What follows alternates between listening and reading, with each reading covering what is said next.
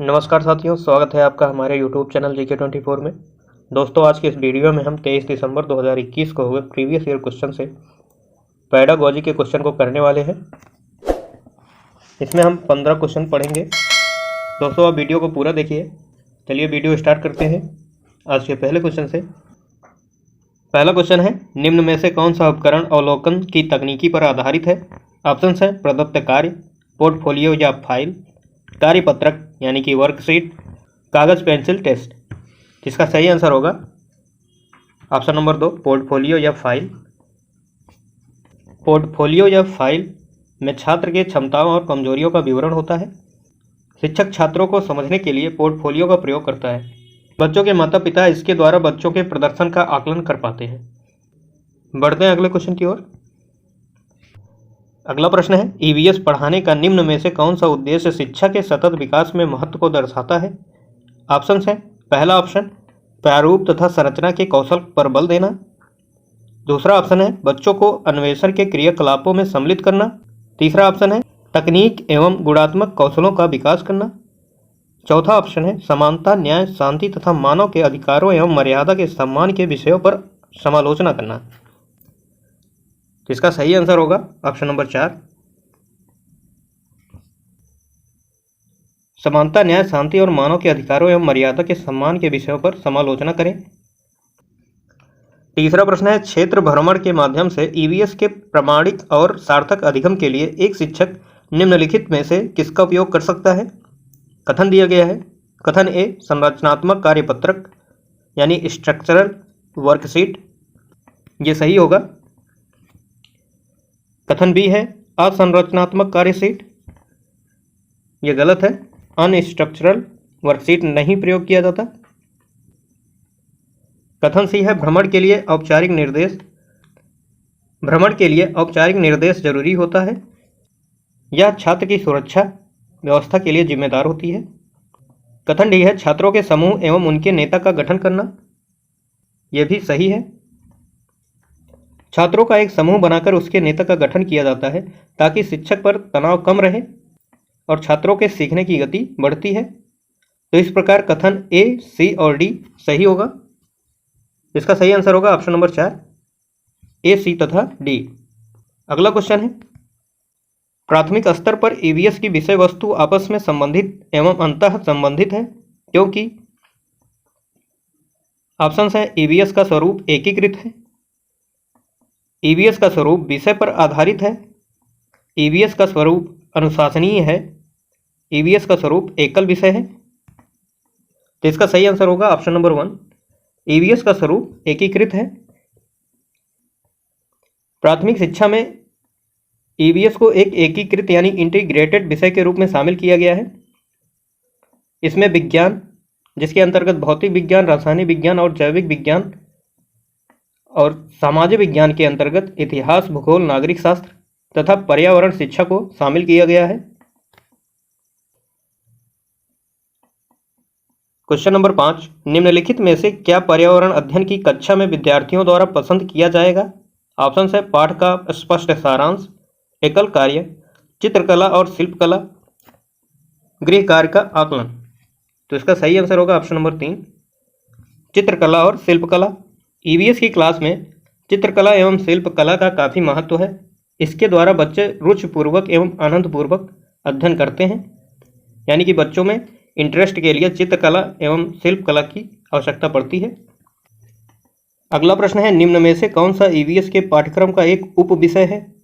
यानी कि थीम के अंतर्गत सब थीम पूछा गया है, यानी कि उप थीम पूछा गया है। ऑप्शन है खाद्य पदार्थ, रिश्ते, आश्रय, जल। इसका सही आंसर होगा रिश्ते, ऑप्शन नंबर 2। ईवीएस के पाठ्यक्रम में 6 थीम शामिल हैं। कौन कौन से, यहाँ देखते हैं। यह है ईवीएस में मुख्य विषय यानी थीम, परिवार एवं मित्र, भोजन, आश्रय, जल, यात्रा और चीज़ें जो हम बनाते हैं और करते हैं। ये 6 थीम हैं और परिवार के अंतर्गत 4 उप थीम हैं। कौन कौन से? रिश्ते, कार्य और खेल, जानवर और पौधे।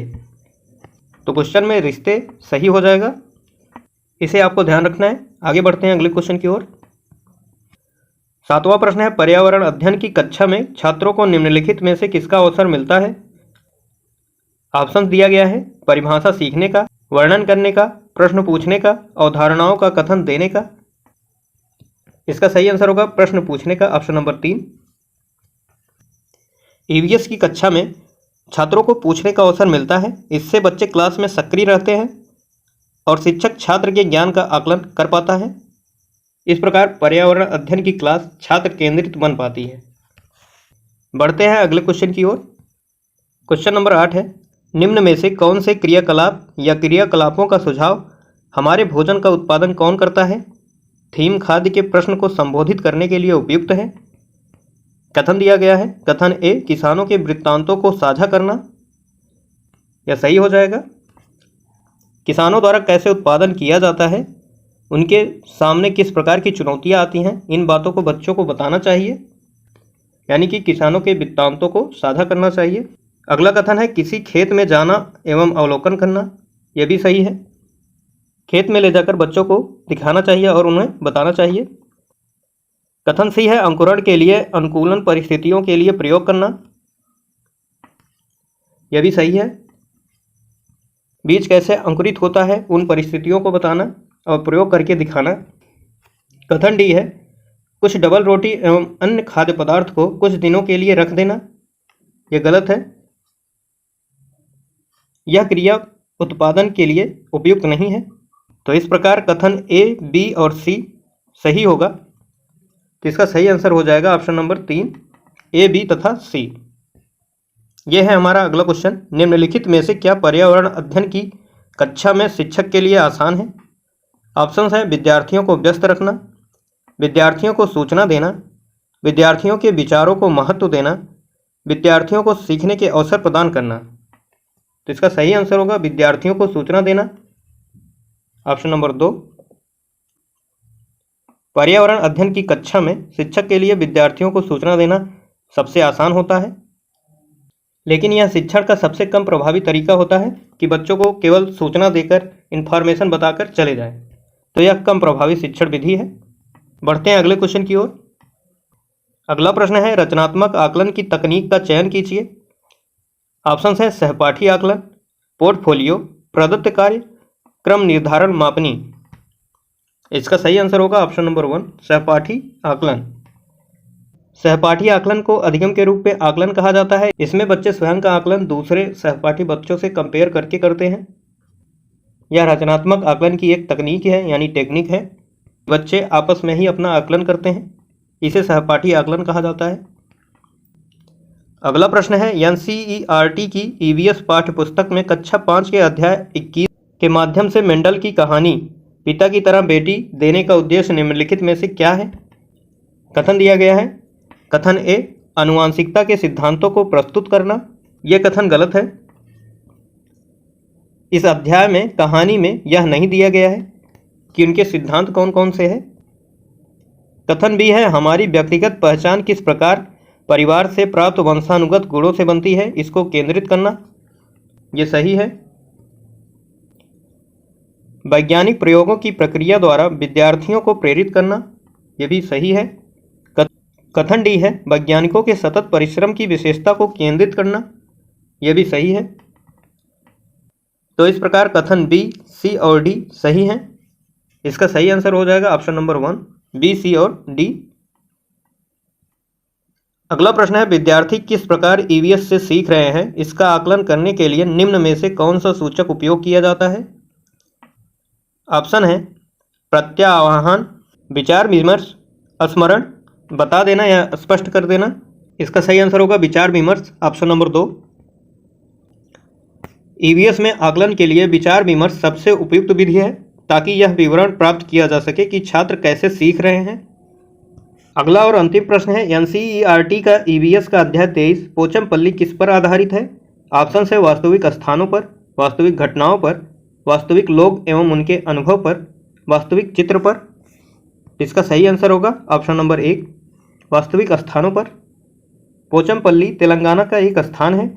यहाँ के ज़्यादातर परिवार बुनकर हैं जो विशेष प्रकार के कपड़े बनाते हैं।